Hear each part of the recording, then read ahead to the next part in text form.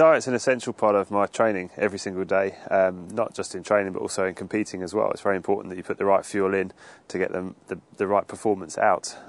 Some of our sessions are particularly long, so you need to make sure that you've got enough fuel on board that can keep you going throughout the whole session. And then likewise, when you're competing, you don't want to be eating too much and too much of the wrong things, because otherwise you don't perform so well either.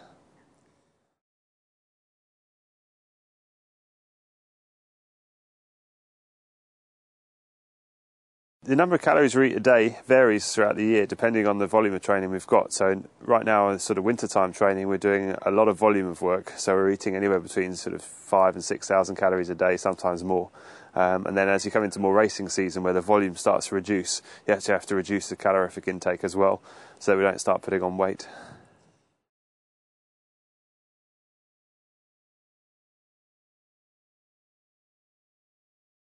As a doctor, I was eating far less, probably 2,500 to 3,000 calories a day.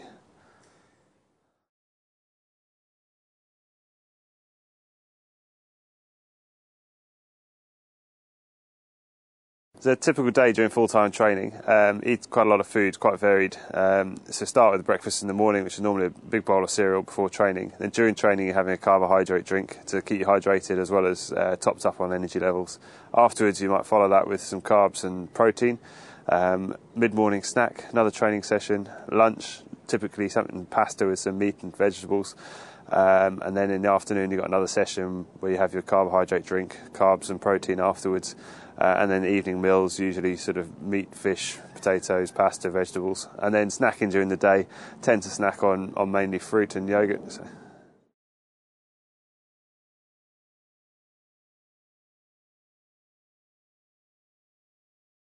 So the main food groups we try to eat more of are carbohydrate and protein. It's very important. They're the main fuels for us, for the muscles and for the body.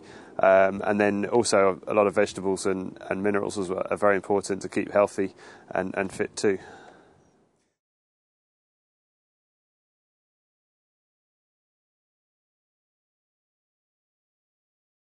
Generally speaking, you're avoiding too much fat. Fat's an important part of the diet. It carries essential vitamins and things that you need, but it's easy to eat too much fat in your diet. So we try and avoid that as much as possible because it's not energy that's quickly released for us.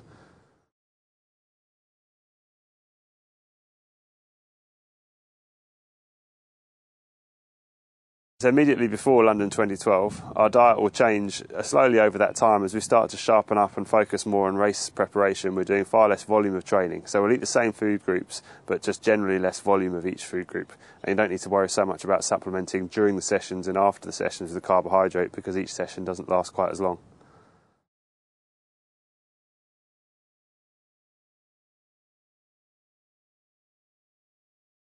Definitely have to eat on the morning of your event. You don't necessarily feel like eating something because it's like on the morning of an exam you can feel quite nervous and your stomach doesn't feel like it wants to take in much food, but it's essential that you do get that food in. So you try and keep a fairly simple diet and mainly carbohydrates again on the morning of a race.